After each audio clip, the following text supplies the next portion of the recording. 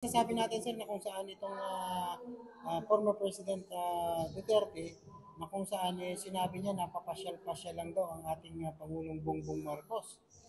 Yung sinasabi po ni Duterte na sa pasyal-pasyal yung ating Pangulo, hindi po yun pasyal-pasyal.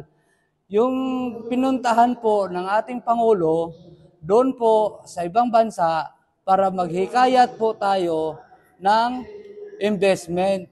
Kasi alam mo nyo naman po na nanggagaling tayo, naghihirap tayo doon sa ilang taon na dumadaan na pandemic. So ngayon, gustong ibangon po ni Pangulong BBM yung ating bansa para tayo po'y umunlad. Hindi naman po tayo pupunta po ang ating Pangulo doon sa ibang bansa kung hindi siya inimbitahan. Inimbitahan siya para po sa ating kabutihan ng ating bansa. Sir, ano po masasabi nyo sa mga ginagawang pagtrato ng China sa ating mga kababayan dito sa lugar ng West Philippine Sea? Yung masasabi ko sa China, wag naman kaming yung para bang sobra-sobra ng panglalait nyo. Hindi na tama po 'yon. Kung hindi para sa inyo, hindi para sa inyo yan. Sa amin po yan, para sa amin yan. Yung lugar na yan. Pakiusap na lang po sa China. Sana tumigil na sila. Dahil hindi naman po para sa inyo yan. Para sa Pilipinas po yan. Kami po ang makikinabang dyan para umunlad po ang aming bansa. Yun po ang pinagbutihan po ng aming Pangulong Presidente Bongbong Marcos na hindi po talaga siya papayag na ibibigay po sa inyo yan. Dahil kami po mga Pilipino, kami po ang dapat makikinabang dyan. Sir, follow-up question po.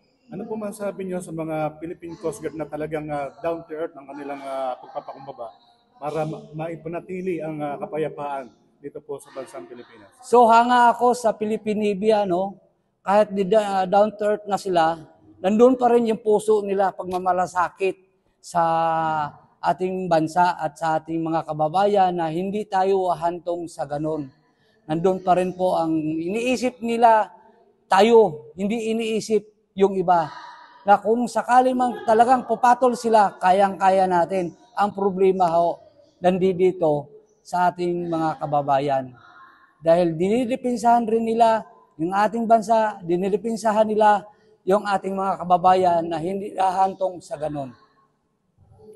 Ano masasabi mo dahil yung West Philippine Sea pala ay may likas na yaman at natuklasan. Kaya ayaw pala ito ibigay, ganoon na lamang nila ipagtanggol sa atin at kinukuha itong West Philippine Sea dahil may mga langis pala ito.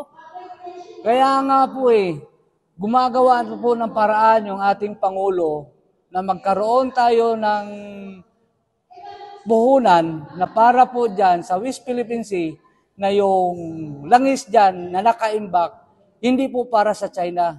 Kaya po, pinagbutihan po ng ating Pangulo na tayo po ang gagawa dyan, na hindi po mapupunta sa iba. Sir, ano masasabi mo, sir, dahil ito daw may lumalabas na balita di umano na itong West Philippine Sea ay binigay daw ni former president sa China. May agreement daw. May agreement. Bakit ngayon lang po pala lumabas yan, yung agreement na yan? Dapat tama po siguro, hinala ng tao, at bakit hindi po maalis-alis yung China dahil dyan sa agreement ng na yan, yung dating government. Dapat, kung gusto man nila rin sa China yung dati, dapat hindi nila inaano yung ating ari-arian. Ari-arian po ng Pilipinas yan Bakit ginagawaan po ng agreement yan? Na hindi naman sa kanya. Para po sa taong bayan po yan. Ang makikinabang dyan, hindi lang presidente, hindi lang si senador. Ang makikinabang dyan, buong ng Pilipinas. Para po tayo umunlad. Kaya yan po, pinupursige po ni BBM na para po sa atin na tayo po ang maglikha dyan para po sa ating bansa. Kaya nga po, panawagan po sa Amerika na si BBM dahil po dyan sa yaman ng West Philippine Sea para po matulungan tayo ng Australia, Amerika, kung sino man, para po yung kita na yan mapupunta po sa Pilipinas. Hindi po yan na mapupunta lang po sa China. Sir, Hindi po maganda yan. po, salamat po. Sir, follow-up question po. Ano po masabi niyo sa panukala ng ating dating Presidente Duterte na iwalay ang Mindanao? Bakit hindi niya po ginawa noong time na siya po yung Presidente? O yun ang magandang tanong. Bakit po ngayon po gusto niya ihiwalay yung Davao, yung Mindanao sa Pilipinas? Alam niyo kung bakit? Tagilid niya kasi siya. Takot sila yung mga anong ginagawa nila nung nakaraan. Takot sila maano po yon sa korte. Kaya gusto nilang mabukod yung Mindanao dito sa Maynila para sila naman ang mamumuno doon, walang makapasok na mga batas na para sa kanila. So, ibig sabihin nun, bali sila po yung magiging batas sa Mindanao. Sila na po yan. Kasi Mindanao na yan eh. So, hindi na sila saklaw ng Bisaya. No? Di na sila saklaw. Kaya yan ang gusto nila mangyari. Sir, ano masasabi natin sa Australia at US na kung saan handang-handang protektahan ang ating Yun, Pilipinas? magandang tanong. Hanga ako dyan. Nandyan sa puso nila na makapilipino sila.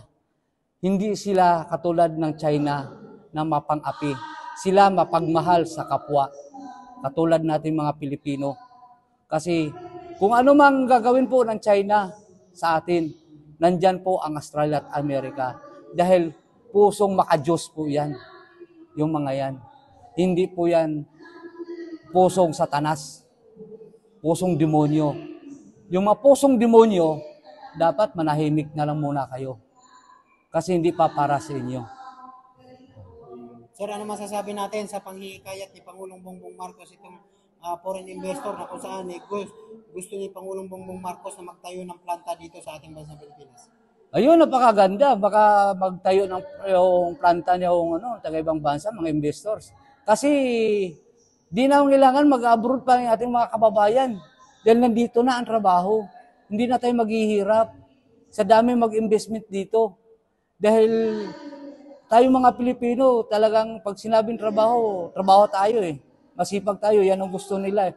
Para gusto man tayo bansa, para dito tayo, yung manufacture nila, para tayo, hindi na pupunta sa kanila, nandito na tayo. Malapit pa tayo sa pamilya. Oh. Yun po ang ano ko. Sana po, ito yung masasabi ko, hanga po ko sa inyo, Australia, Amerika, kung sino man yung bansang po sa amin, nakipagtulungan, believe ako sa inyo. Mensahe mo na lang sa ating Pangulong Bongbong. Mr. President, mensahe ko lang po, huwag mo na pakinggan yung ibang naninira. Nandito ang mga Pilipino sumusuporta sa iyo. Patuloy mo lang ang dapat gawin mo para sa kabutihan ng taong bayan.